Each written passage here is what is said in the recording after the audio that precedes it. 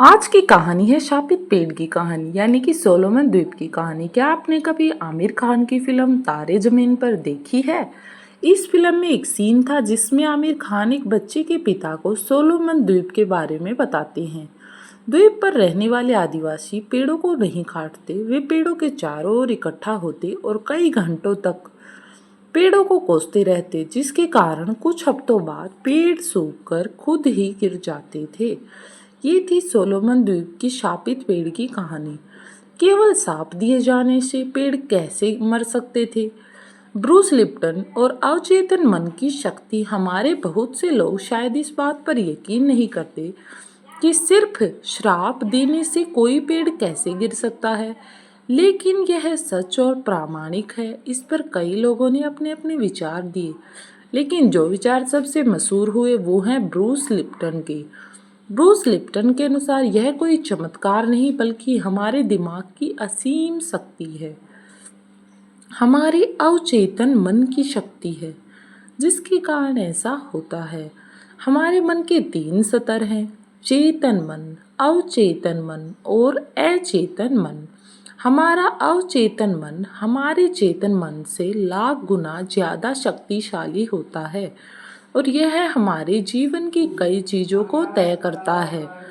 कई बार हम अपनी कई बुरी आदतों को बदलने की कोशिश करते हैं, लेकिन बहुत कोशिश के बाद भी बदल नहीं पाते हैं, क्योंकि हमारी आदतें हमारे अवचेतन मन में इतनी मजबूती से प्रोग्राम हो जाती हैं कि हमारे चेतन मन और इच्छा का उस पर कोई असर नहीं हो पाता है। आपने फ़ोन और लैपटॉप का उदाहरण लें। मान लीजिए आप कोई गाना सुन रहे हैं और गाना बदलना चाहते हैं। यह गाना आपके कहने या इच्छा से नहीं बदलेगा जब तक कि आप इसे नहीं बदलेंगे। इसी तरह अगर हम अपने जीवन में कुछ बदलाव लाना चाहते हैं तो हम अपने अवचेतन मन से उन सभी नकारात्मक और बेकार चीज़ों को हटाना होगा और उसमें सकारात्मक विश्वासों को स्थापित करना होगा। दोस्तों, हमेशा पॉजिटिविटी ही हमारे अंदर एक सकारात्मक सोच लेकर आती है।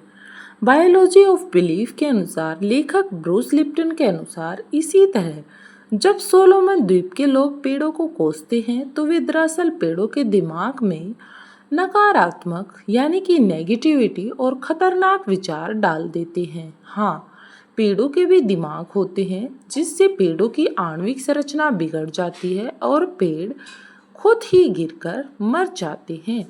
2500 साल पहले यही बात महात्मा बुद्ध ने भी कही थी कि हम वही हैं जो हम सोचते हैं।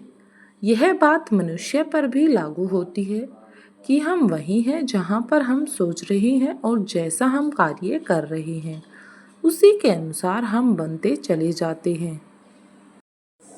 मनुष्य की सही या गलत दिशा उसका मन ही तय करता है। जब हम किसी व्यक्ति को बहुत अधिक कमतर आंकते हैं तो वो हतोत्साहित करते हैं, तो वास्तव में हम उस व्यक्ति के मन में नकारात्मक विचार भर देते हैं।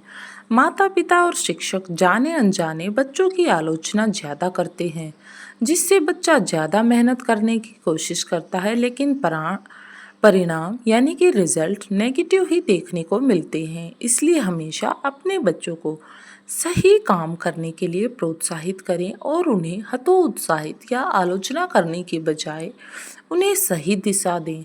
उनकी ऊर्जा का उपयोग उत्पादक तरीके से करें ताकि वो अपने काम में अच्छे से बन सके। तो ये थी आज की स्टोरी। अच्छी लगी तो दोस्तों के साथ भी शेयर करें।